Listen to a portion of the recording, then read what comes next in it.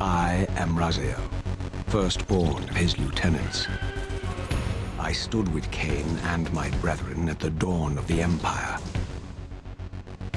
Everybody gather round and stop your 37-day gooning streak. Legacy of Kain, Soul Reaver 1 and 2 Remastered are finally upon us, bathing my bleached and well-groomed butthole in its radiant light. Legacy O Kain, Soul Reaver, originally released on the PlayStation 1 and Windows in 1999, later ported to the Creamcast in 2000. Developed by Crystal Dynamics, best known for their work on Tomb Raider, Soul Reaver is a third-person action-adventure game where you play as Raziel, a disgraced former sexy vampire on a quest to get revenge on his codependent partner, Kain. The game opens with a redone, pre-rendered cutscene showing Raziel approaching his master Kain upon his throne of lies. You sit on a throne of lies. Raziel presents Kain with his newfound power by releasing wings from his back. Kain is a petty bitch and doesn't like that his lieutenant is slowly surpassing himself in power. In order to keep Raziel as a power bottom, Kain instructs his loyal guards to throw Raziel into the Whispering Eye. Raziel suffers centuries of torment, falling through this weird green abyss as his body disintegrates. At the beginning of gameplay, Raziel awakens from his torment not as a vampire, but as some sort of weird wraith creature. His updated character model looks cool, I don't care what anybody says. He wears his former cape as a scarf to cover his rotted off jaw. He has these thin, striated muscles and his torso is separated from his legs with this spinal cord looking thing. It's a great design. Turns out the Elder God delivered him from his suffering, setting Raziel on a quest to kill Kain in order to restore the world of Nosgoth, where this game takes place. After a brief tutorial showing the player the basic controls in combat, you are set upon your quest to Goatsy Kain for the good of the land. Don't forget to like and subscribe if you've ever goatseed your friends. In terms of presentation, the game looks visually updated without losing the atmosphere and feel of the original. You can even switch back and forth between the original visuals and remastered visuals in real time with the press of a button. This is a cool feature and it's fun to switch back and forth to see what the developers at Aspyr came up with to update the visuals. The game also supports ultra-wide aspect ratio on PC if you've done yourself a great favor and joined the ultra-wide master race. The music holds up incredibly well. It has a very slow and deliberate tone, giving the game an incredible atmosphere that wouldn't exist with a different soundtrack.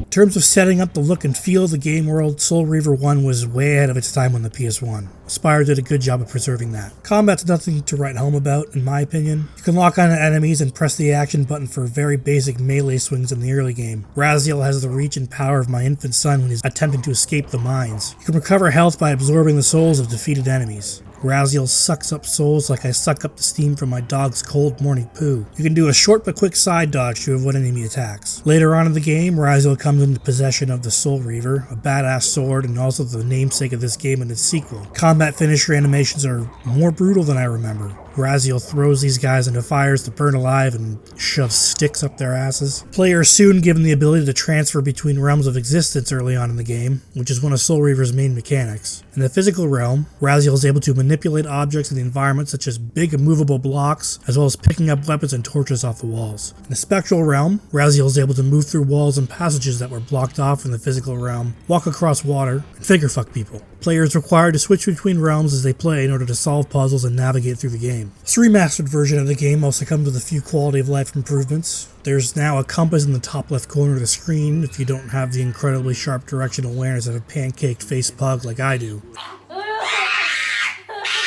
as well as a world map to help players with navigation. Soul Reaver 1 allows you to save whenever you want, while its sequel retains the original save point system. This package also includes Soul Reaver sequel, Soul Reaver 2, Electric Boogaloo, released for the PlayStation 2 and Windows in 2001. Soul Reaver 2 continues the late-night shenanigans of Raziel as he continues to seek revenge on his former master. Much of the gameplay elements from the first game are carried over into its sequel, including the realm shifting mechanic, climbing walls, and shooting jism.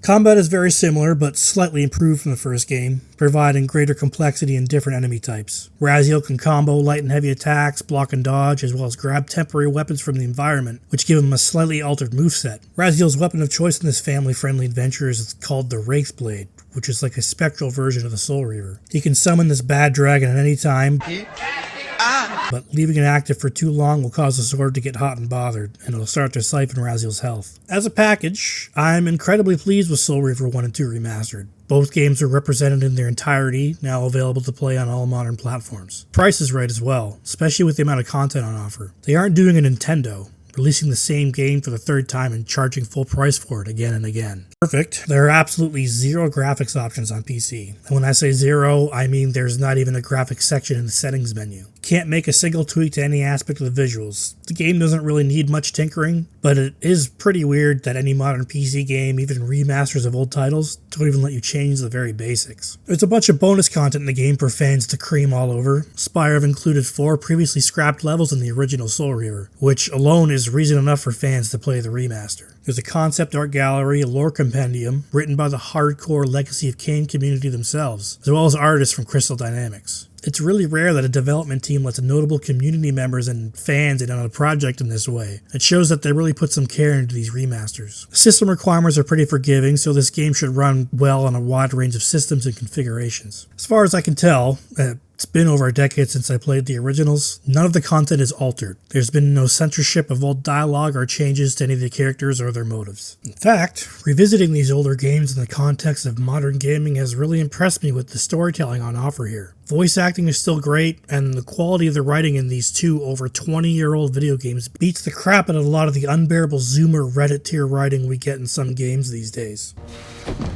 So, I'm non-binary. What the hell is even that? In terms of second-to-second gameplay, nothing has really changed with this remaster. That's either good or bad depending on what you're looking for. Camera gets in the way during platforming sometimes. It's a pretty common complaint from third-person action games from this era. But if you want the original classics, warts and all, with just a new coat of paint, Legacy of Kain, Soul Reaver 1 and 2 Remastered is right up your butthole. Price is right, and if you're frisky for a few classic third-person action adventure games with great atmosphere, check out Legacy of Kain, Soul Reaver Remastered 1 and 2.